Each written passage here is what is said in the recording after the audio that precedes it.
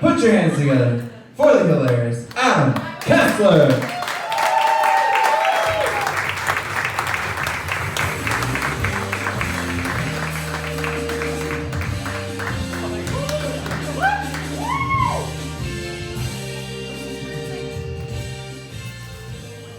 Keep it going. Play the whole thing. I don't even know. Give it up for all the comedians you've seen and for Chase. I just want to say, Matthew.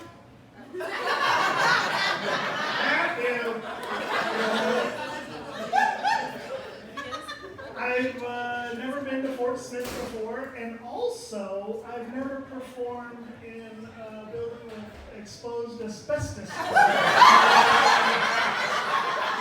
That was a lot of firsts for me. You guys are going to see a commercial in 2 years that says, "Did you visit Fort Smith Brewing between the years 2021 and 2023? Do you have an iron lung and mesothelioma? You may be entitled." Compensation, yeah, I can remember the word. I can remember all the words from all the things. Oh, one of the things they wanted me to do is announce tonight's drink special. If you're drinking, you won't get it for an hour, but when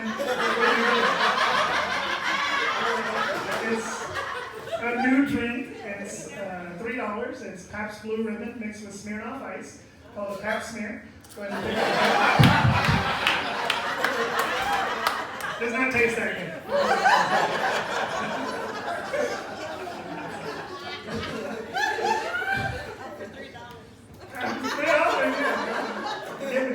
I told that joke so many places that I've had waitresses come up to me after and go, "People are trying to order it." I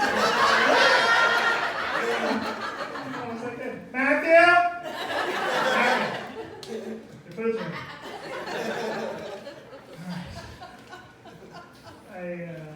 I did. I moved from the Pacific Northwest over here to Arkansas. Yeah, that's right. Walmart, very big over here. Walmart, very big. Walmart. Yeah, little Walmarts, big Walmarts. I love this slogan for Walmart: save money, live better. I love it. But have you ever been into a Walmart and thought, wow, this person is saving money and living better? This is better? What was life like before you wore the tuxedo shirt tucked into the sweatpants? What was that? And one shoe. Awesome.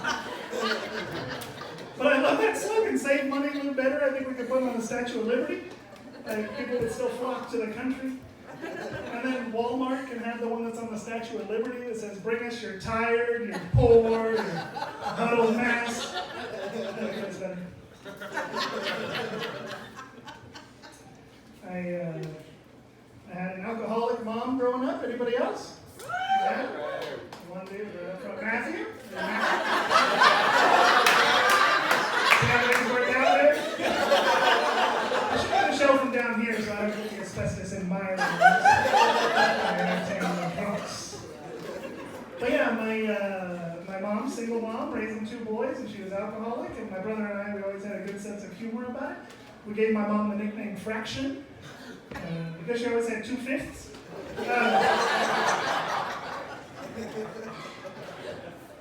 Me and Matthew, I'm liking that joke. That's good. Okay with that. But yeah, a lot of alcoholics in my family, which explains why I don't drink. It also explains why I've never inherited anything good. I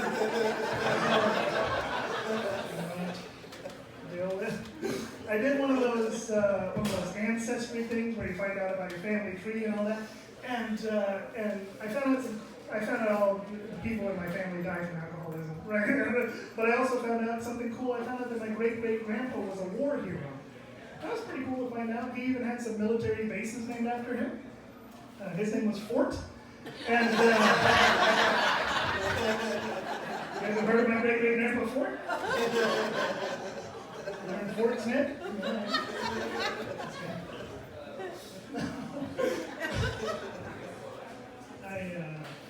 I did move over from Washington State, if you guys have ever heard of it.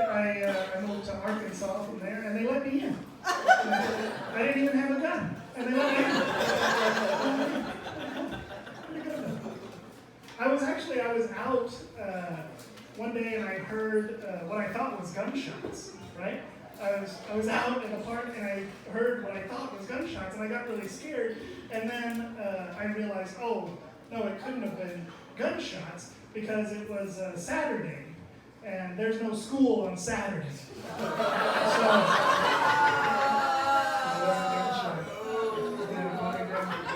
that's what I'm going for, moan and groan. Forget laughter.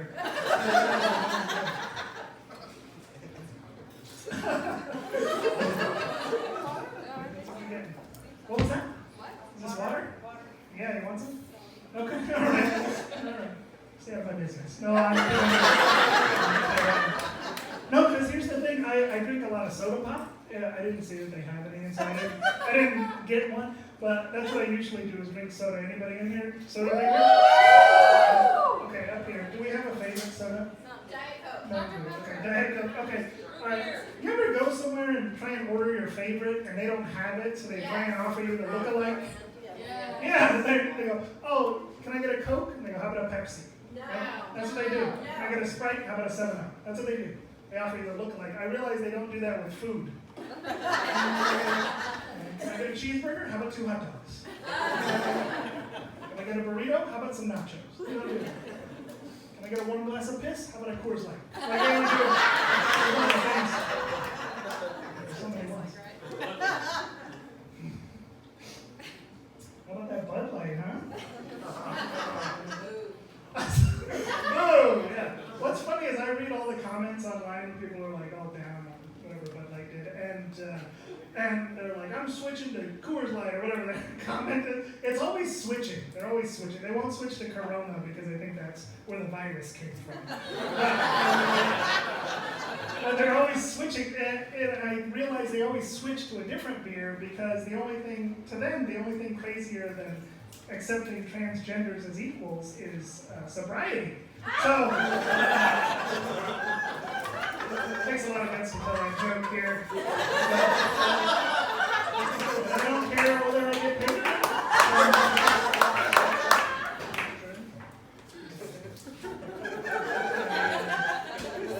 not care one bit. I wrote a joke book. I wrote it based on my experience on Facebook. I called it Unfriend Me. And so, it's because I've ruined my Facebook. I've ruined it because I accepted every friend request that came my way. So I have 3,000 friends and I don't know any of them or care about any of them. So whenever I'm on there, I just scroll. I don't care what's going on in these people's lives because I don't know any of them. But the other day I'm scrolling through and I stopped. And here's why I stopped, because this guy shared a picture of his missing brother. And I was like, I wish I could say I'm a good enough person that that's why I stopped, so I could look at this thing. But it intrigued me because it was his identical twin brother that had gone missing. Can you imagine? Your identical twin goes missing, you go, call me if you've seen this fella. Your phone has got to be ringing off the hook.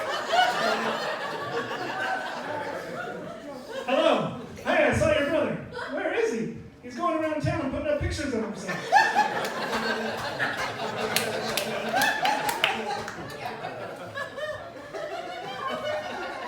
Phone's ringing off the hook. I do have to apologize for my voice. I'm sorry, this is my real voice. I know some of you are wondering if I'm doing an impression. This is what I got. Sorry. I know it's a weird voice. I've had it a long time. My wife says that I sound like Kermit the Frog and Ray Romano had a kid.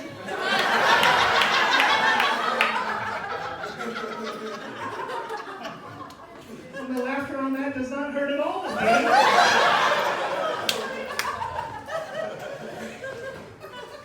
pay my copay next time I go to counseling. Yeah.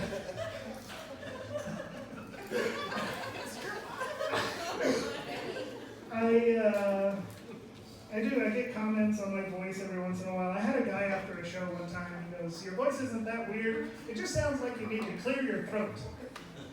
This guy thinks I made it to 47 years old and never went, This guy thinks I'm one phlegm ball away from sounding like James Earl Jones. I wish this side of the room knew who James Earl Jones is. Darth Vader, I should have said that. Thanks, Matthew. I'll take it from here. So let's see if there's any jokes in here worth telling out loud. I really did write a joke.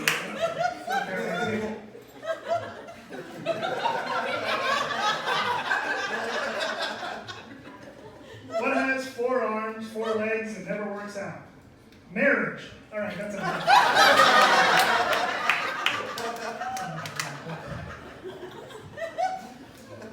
I think it'd be extremely cool if there was a sweatshop that made air conditioners.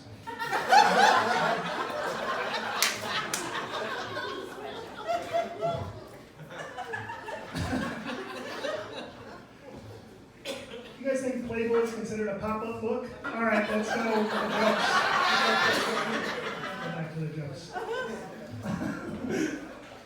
I did tell you guys about my alcoholic mom. One of the things that I realized that when I was growing up, the things that showed up in my life from the other adults by having an alcoholic mom, like it had to be weird to like be one of my teachers or whatever, because I used to play marbles at school.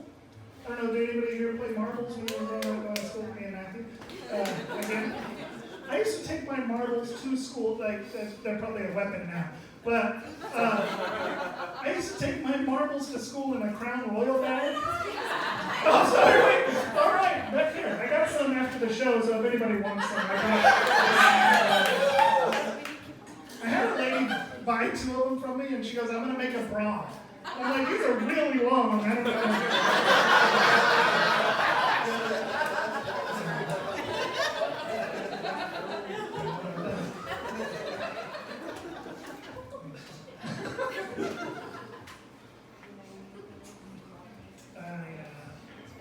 During the pandemic, I finished Netflix. Anybody else finish? The thing comes up and says, are you still watching? I was like, have you added more stuff? Because I'll watch it. My entire Netflix thing is comedy specials and murder shows. That's all that they have on Netflix, is comedy specials and murder shows. So if I never make it in comedy, I'll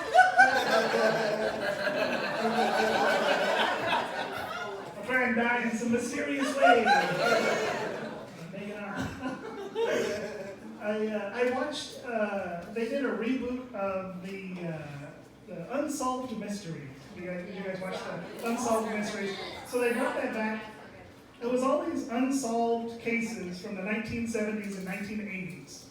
And I don't know if you're aware of this, but police didn't solve shit in the 1970s and 1980s because they didn't have DNA evidence back then. And so, unless you were in the room killing when the police, I don't know if that's how you kill, but if you were in the room killing when the police got there, you got away for scot-free for 40 years until they go, oh, we found this pube in the bathtub. We know it was the neighbor, right? They arrest him 40 years later. They're like, he's going away for life. He's 94 years old. So 6 months.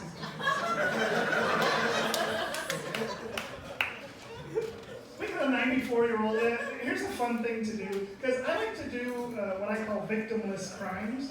Because it's not really even a crime. It's just like I like to go to like a bakery, like a Walmart bakery or any other sort of supermarket that has a bakery, because they'll write on the cakes and they'll write whatever you ask them to write. I went in a week ago or so and I asked them to write on this cake, "Happy 150th birthday, Nana." Like, you know they gotta talk about that shit for the rest of the day, right? Like, this dude's grandma was 150. He didn't say shit. You know they're gonna talk about it a long time. I like to pretend I'm Sir Mix-a-Lot's best friend a lot. I'm gonna tell people that. Like, you don't think about like Sir Mix-a-Lot much, and then you definitely don't think that he has a best friend. Like, you know what I mean? Yeah, from the Northwest, yeah. Me and Sir Mix-a-Lot used to kick it. I moved out here, I was tired of the shows. Or whatever. But speaking of that, I am 47, and they've outlawed texting and driving. Right? You guys still do it? Yep. Oh, yeah. Still text and drive? Okay. Risking everybody's life. Fantastic. Like, we drunk text and drive. This is great. People still do it. But I drive around a lot for it's not in the top 10 most dangerous things that I do when I'm driving. I'll drive around. I still listen to CDs in my car. You know how many times I've almost wrecked putting the Sir Mix-a-Lot CD back in the case? You know how many times I've almost killed myself with that? But I have this trick that's free. It's on the highways. It's called the rumble strip. You guys familiar? Woo! The bumps outside of the lanes on the highway. If you're drowsy, oh, it wakes you up. It jolts you back to reality. You're putting the CD back in the case. Oh man, that was almost really bad. I just wish that life also came with rumble strips. Like you're about to make some horrible decision. Like, hey, 3-day weekend coming up. I'm thinking Vegas. Never mind. We'll just wait. Or yeah, my relationship's not going so good, so we're gonna try to have a baby and see if that fixes it.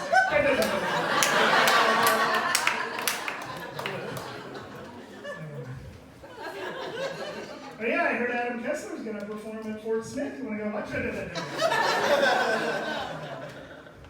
Or the worst one, hey lady, when's your baby due? No. It's a little free advice. Never ask a woman when her baby is due. I'll tell you the worst one is when you ask a woman when her baby is due and then you find out that she's not even a woman. The worst. Matthew! I gotta tell you, Matthew, I was flattered. I was flattered the other day. Just like your last time, bring it back. Nervous tick. Keep that joke in the ground. I don't know what I was doing. I was flattered. I gotta tell you why I was flattered. Because I failed. This is the backstory of my flattery. I failed every science and chemistry and lab that I took all the way through school. I was horrible at science. But my wife sent me to the pharmacy for some medicine. And so I go to the pharmacy, and I can't find the medicine that she asked for anywhere. And so I go up to the counter, and I ask the pharmacist, and it was Sudafed. And they keep it behind the counter at the pharmacy. And so I said, yeah, can I get some Sudafed? And they asked for my driver's license. They wanted me to sign a paper. They were bringing the manager over. They talked about taking my picture. I said, what is all this for? And they said, people take Sudafed and they make meth with it. And I said, oh, I'm flattered that you think I could do that.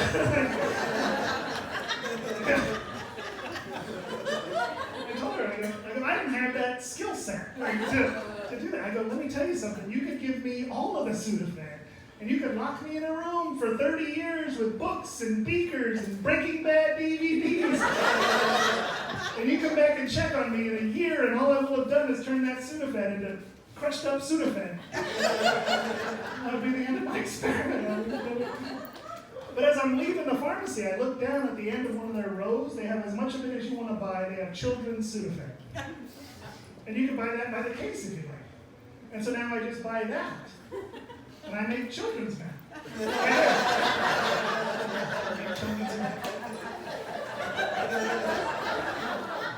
And I tell, that's the joke you'll remember. All right. But I tell everybody every show that I make children's meth, and everybody just laughs and nobody cares that I make children's meth. But I realize why nobody cares. It's because those teeth are falling out anyways.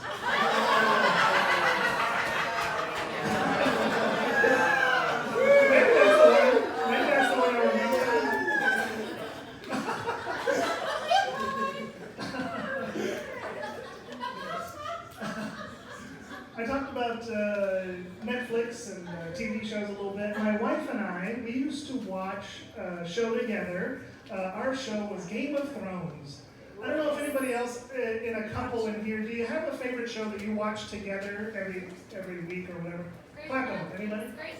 Grey's Anatomy. What was that? Wheel of Fortune. Wheel of Fortune! 5 days a week. But you don't wait for each other to watch it. Do you wait? No. Because my wife and I would watch Game of Thrones together every week. And one time I got to go and do shows in Denver, Colorado. So I fly to Denver and I got back early, I guess. Because I walked into the bedroom and she's laying in the bed watching Game of Thrones without me. Yeah, she threw the remote down all quick, like I didn't see it. And I go, oh, are you rewatching? And And she goes, no, that's the one from this week. Well, how long has this been going on? 2 seasons. 2 seasons. She would watch and then fake it with me. Just like with that other thing. Still going to therapy. My voice, faking it. Lots of things to discuss in therapy this week. Also, I started getting what I like to call old people mail in my mailbox. I don't like it. I'm 47. I started getting ads from AARP. I get hearing aid advertisements in my mailbox. I got a coupon for Depends in my mailbox. $3 off. And I love the idea that that's what they think is keeping me out of the market. Like I need the Depends, I'm just waiting on a deal. But I got the oldest piece of old people mail that you can get in your mailbox. I got a postcard. Matthew, listen up. I got a postcard.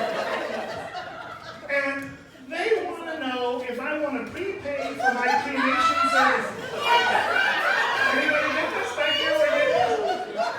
There's a website and there's a phone number. I call the phone number. The lady goes through her sales pitch, 5 minutes long, of why I should prepay for my cremation. She gets done with her sales pitch. She goes, do you have any questions? I said, yeah, just one. What if I die in a fire?